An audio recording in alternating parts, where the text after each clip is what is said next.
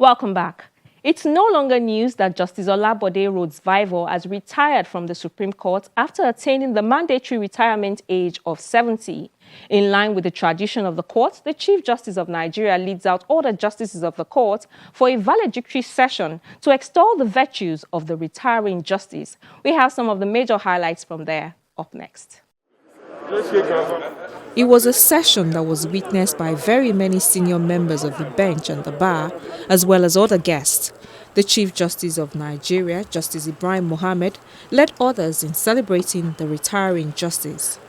We're here today to felicitate with an accomplished jurisprudential icon crossed that has offered the best of his intellect to the advancement of the legal profession through his several years of inimitable adjudications.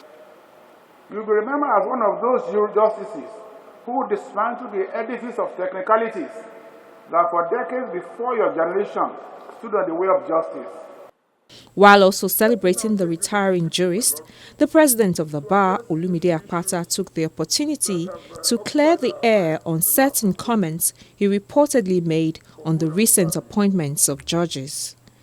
My Lord, on the 18th of March 2021, as president of the NBA, I chaired the National Executive Committee meeting, which is the second highest decision-making body of the NBA. It was held in Uyo, my Lord. I noted that during this exercise, I noted to the body that during this exercise I had concerns, a few concerns about the persons interviewed and the process.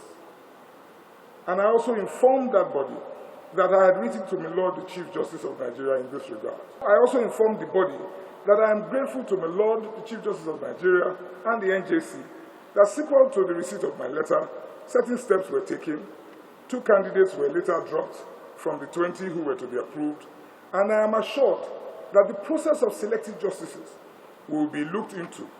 Unfortunately, one of us rushed to the online media blogs and published his own version of my comments at the meeting, quoting me out of context, not entirely incorrectly, but my Lord, it would have been better for that individual to wait for the NBA to issue its communique in this regard.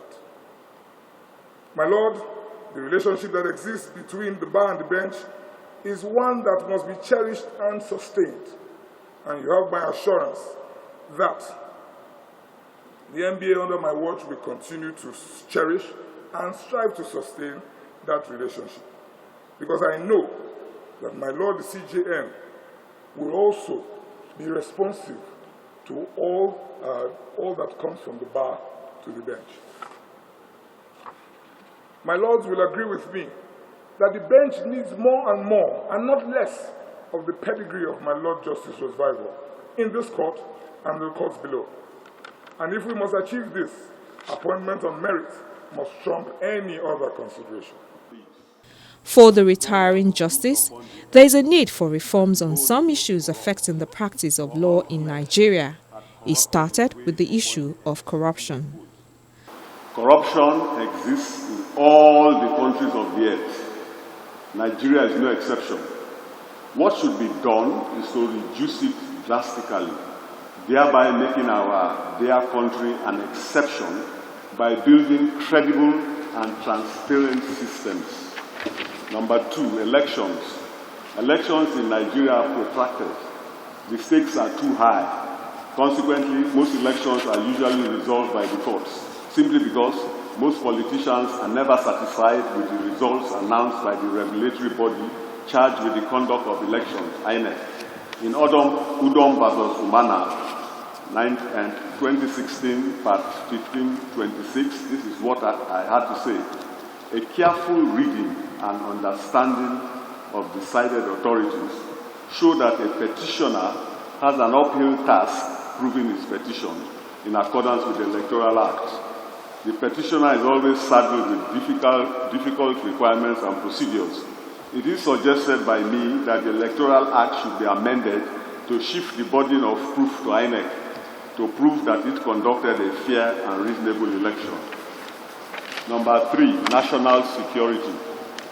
In Dokubo Asari versus FRN, 2006, 11 Nigerian Weekly Law Reports, part 991 at page 324, as a judge of the Court of Appeal, I said that where national security is threatened, or there is the real likelihood of it being threatened, human rights or the individual rights must be suspended until the national security can be protected or well taken care of, end of quote.